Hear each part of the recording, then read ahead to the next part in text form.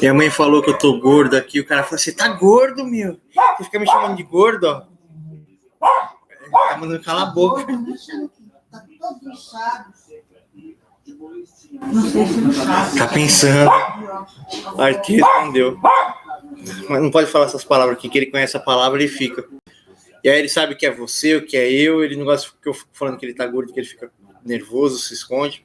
Vamos lá. Eu vi o Alexandre Porto e ele disse que o Henry Bugalho, como sempre, faz um ataque direto, um apelo emocional, um discurso sempre emocionado, sempre um discurso proscritinador, falando sobre o cristão.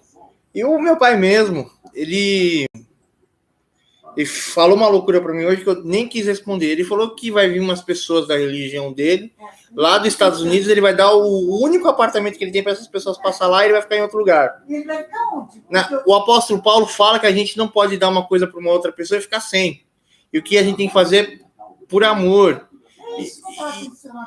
E esses membros da religião dele não sabem se eles realmente são pessoas são encaixadas no padrão deles. São seres humanos. Ou eles já estão salvos? Já estão salvos? Mas estão salvos? Salvo eles não estão, mas eles não vão ficar loucos dentro da casa da gente. Né? Eles vêm como visita. Então, vamos continuar aqui a questão aqui. As pessoas elas têm assinatura mental. Tá bom. As pessoas têm assinatura mental e a assinatura mental delas tem um comportamento.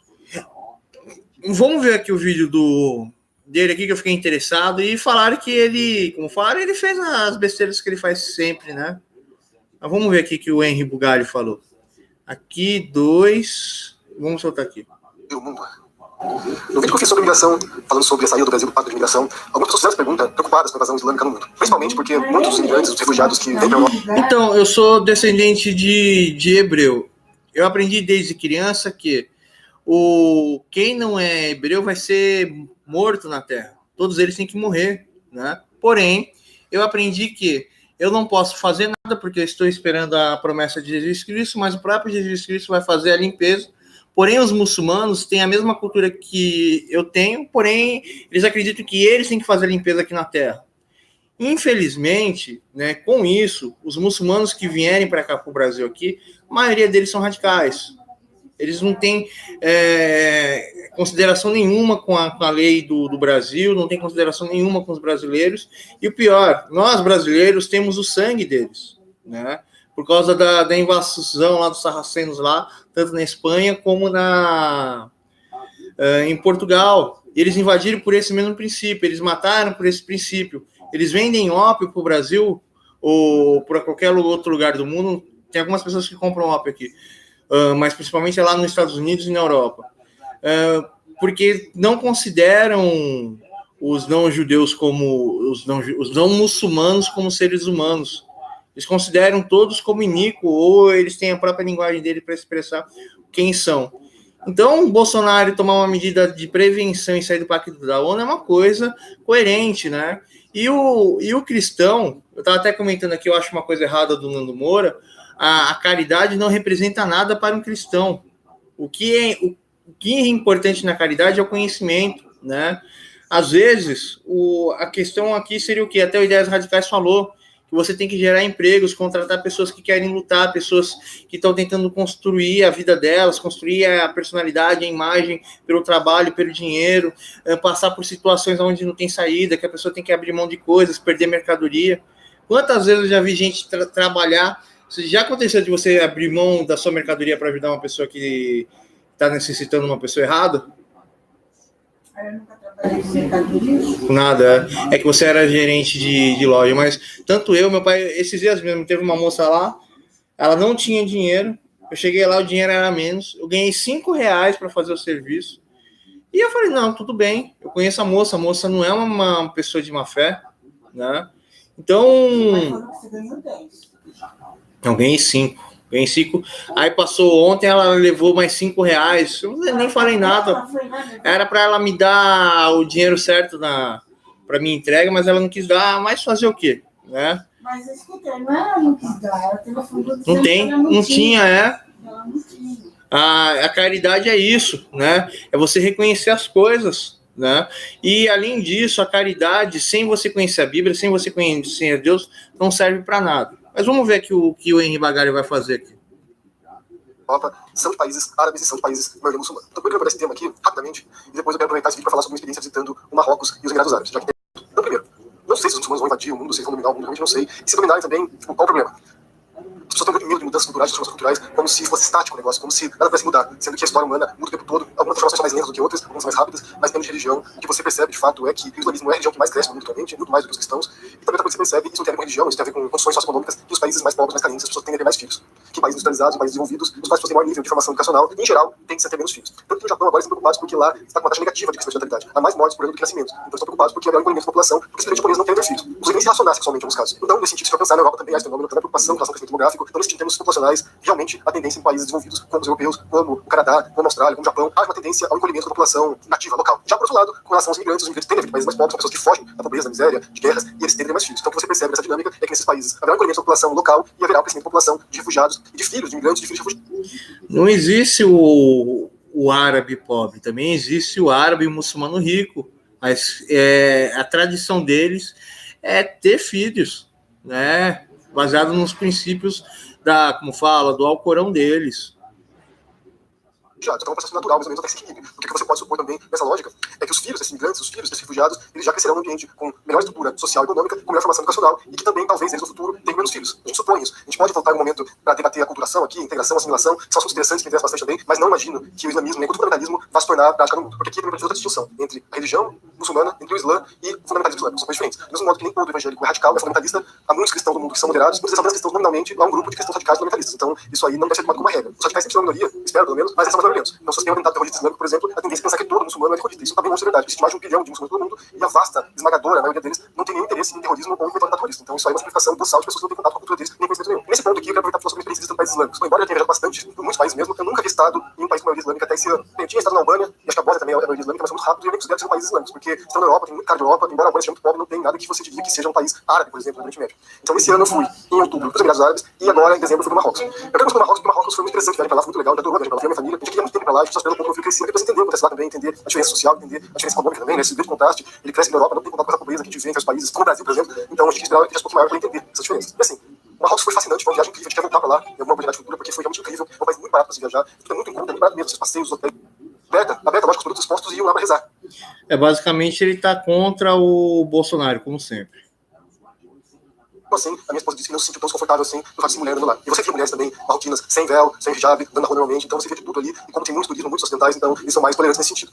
Já no Emirados Árabes, um outro mundo diferente, me parece muito mais fechado em termos religiosos do que no Marrocos, por incrível que pareça, embora seja muito moderno, seja muito ocidentalizado, eu senti que isso limitar muito o mundo ocidental, tem que limitar muito os Estados Unidos, limitar o Reino Unido, há muitas franquias, há muitas redes de restaurantes lá, americanas e britannicas. Você não encontra fora desses países muito grandioso e muito sociais. Já nos Emirados Árabes, você vê muito imigrante, você vê bem poucos emiratos, bem poucos pessoas locais, porque o grande percentual de quem mora nos Emirados Árabes são imigrantes. Esses dias, teve uma moça que ela desistiu de ser muçulmana e ela pediu refúgio num país do Oriente porque se ela voltasse para o país dela de origem, ela seria morta, né? Eu não sei se ela é do Emirados Árabes e tal. E toda hora sai escândalo. Teve uma moça lá que... Nossa, você viu a razão que você na minha cabeça. Teve uma moça que fez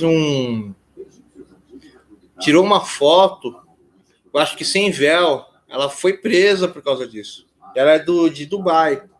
Vamos achar aqui o vídeo aqui dele atacando diretamente o Bolsonaro. Como já era de se esperar, porque já tinha sido anunciado antes, o Brasil vai deixar o Pacto de Migrações da ONU. Foi anunciado ontem pelo Itamaraty, que agora é encabeçado pelo Ernesto Araújo, que é o olavista da conspiração, antiglobalista e que pretende fazer políticas para se aliar aos Estados Unidos. Já falamos sobre isso previamente. Então, eles adoram falar que o pessoal da direita é globalista, mas, como fala, da teoria da conspiração do globalismo.